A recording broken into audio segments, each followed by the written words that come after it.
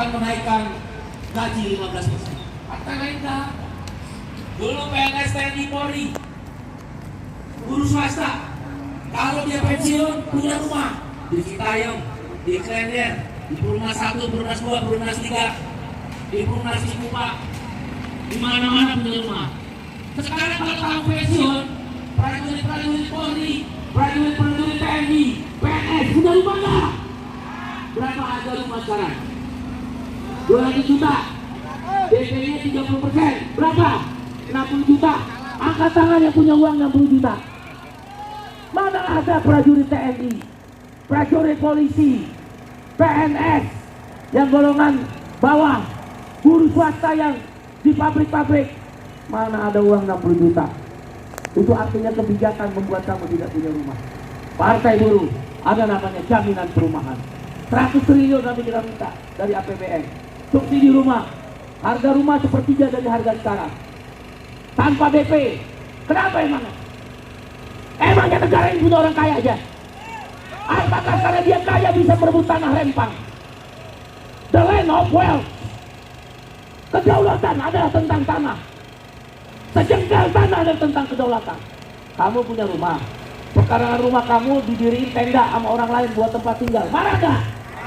Apalagi rakyat digusur oleh investasi. Partai Buruh, rakyat Rempang, dan rakyat Indonesia lainnya yang tanahnya dirampas. Serikat Buruh setuju investasi. Karena dengan investasi PDB akan meningkat, produk domestik bruto, ekonomi akan tumbuh, ekonomi growth akan naik. Ekonomi growth naik, penyerapan lapangan kerja. Kita setuju kok. Yang kita nggak setuju, kenapa tanah kita dirampas? Kenapa tanah kita diduduki yang sudah turun-temurun? Mentang-mentang dia uang orang kaya, menggunakan kekuatan aparat keamanan, menyemprot air mata, anak-anak ketakutan dan trauma. Memangnya aparat keamanan dan menteri-menteri itu tak punya anak? Jangan kau mentang-mentang kaya akan berlaku seenak-enak. Semut diinjak menggigit, belalai gajah kamu pegang dipukul. Dekat-dekat dengan kuda dan unta kau akan ditendang. Manusia diperlakukan tidak adil, pasti akan kalah. Siap berjuang dengan rakyat Rempang. Siap berjuang dengan rakyat Rempang. Ya, karena itu hari ini sekali lagi, yang pertama naikkan upah minimum 15%. Siapkan mogok nasional sampai Januari 2024 kita lihat. Yang kedua, Omnibus Law, Undang-Undang Cipta Kerja akan segera disahkan.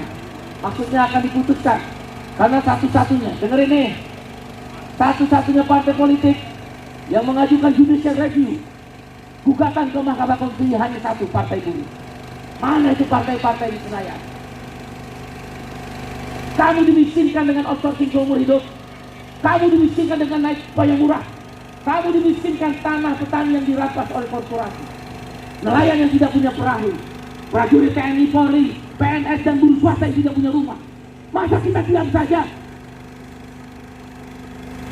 Masa kita tidak melawan? Hanya satu kata, apa? Apa? Ayo, menghadap ke kantor Kemenaker. Balik kanan, gerak. Ayo, tunjuk tangannya. Tunjuk tangannya. Tunjuk tangannya. Ya, kalau saya kan sebut Kemenaker, lawan. Kalau saya sebut upah 15, nah kalau saya sebut upah naik 15%. Ayo, 1, 2, 3, Kemenaker. Naikkan upah 15%. Kalau saya bilang Omnibus Law, cabut. Omnibus Law. Kalau saya bilang Rempang, bebaskan. Rempang. Siap berjuang. Terima kasih saudara. Balik kiri, gerak. Balik kanan. Seenak-enaknya lah. Kan kita bukan militer. Udah lupa balik berbaris. Sekali lagi, siap berjuang. Sampaikan pada buruh. Satu-satunya partai politik sampai Januari 2024 yang akan berjuang menaikkan upah 15%. Satu-satunya partai politik yang akan berjuang menghapus outsourcing. Satu-satunya partai politik nanti tanggal 25 September kita aksi lagi di FK Hari Tani Nasional. Kasus tanah Rempang adalah tidak berdayanya rakyat di hadapan kekuasaan investor. Masa gara-gara investor tanah dirampas? Orang tanahnya sendiri kok. Mau siapapun dia, nggak ada urusan sama partai buruh, nggak ada urusan serikat buruh. Hanya satu kata, apa? Nah, jangan takut. Serikat buruh terbesar di Pulau Riau itu Batam. Saya belum serahkan. Saya udah minta hari Rabu all out aksi massa ke kantor wali kota Batam. Serikat buruh terbesar di Kepri di Batam itu adalah SSN. Ada SPN juga. Ya, ada Parkes juga. Kita bergerakan nanti. Kita bersama masyarakat Rempang. Stand up with Rempang. Apa artinya itu? Berdiri bersama rakyat Rempang. Nggak pakai omong-omong, ngemeng-ngemeng. Kita langsung bergerak. Siap berjuang. 1, 2, 3. Halo. Halo Bandung. Ibu kota. Yang keras. Lebih keras. Kota sudah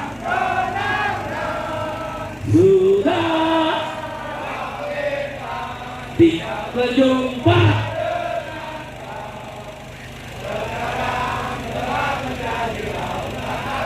Mari ikut Partai Buruh, Partai Buruh, Partai Buruh. Kita baru sedikit ya. Kau saksikan orang-orang kecil ini kalau harga diri dan martabat yang dibisikkan secara struktural dan tanah dirampas, upah dimurahkan, nelayan yang tidak punya perahu. Kau saksikan guru-guru tenaga honorer yang tidak pernah diangkat PNS. Ada saatnya kami akan bergerak dan menangkan Partai Buruh. Menangkan apa? Terima kasih. Assalamualaikum warahmatullahi wabarakatuh.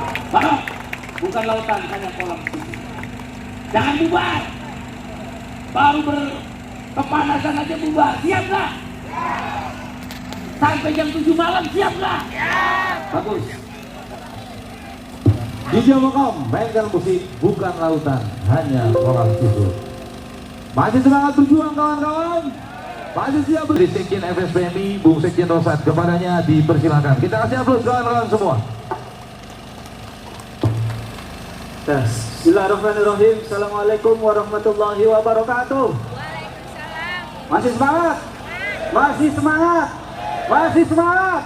Hidup buruh! Hidup buruh! Hidup buruh! Partai Buruh! Partai Buruh! Partai Buruh! Partai Buruh! Teman-teman sekalian, perjuangan upah 2024 di depan mata harus kita laksanakan. Menteri Tenaga Kerja menyampaikan persoalan upah itu ada 3. Yang pertama adalah inflasi. Yang kedua adalah daya beli. Dan yang ketiga adalah disparitas. Itulah 3 persoalan pengupahan di Indonesia sebagaimana pidato Kemenaker tentang pengupahan. Maka pemerintah mengeluarkan kebijakan PP 36 dalam rangka untuk mengatasi disparitas.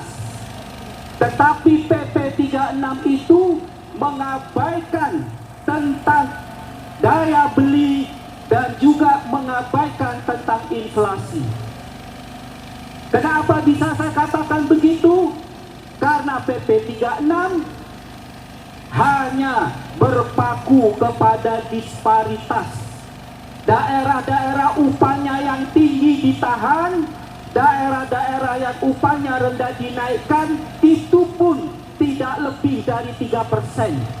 Artinya apa? Ketika kenaikannya rendah, maka daya beli ini tidak bisa diatasi. Itu satu bukti bahwa pemerintah mengabaikan sebagaimana Menaker menyampaikan tentang kemampuan daya beli. Di sisi lain, kenaikan harga-harga kebutuhan pokok naik terus, BBM terus naik. Artinya apa? Ini otomatis diikuti inflasi akan naik. Maka PP 36 tidak bisa menjawab tentang kemampuan daya beli dan juga mengatasi inflasi.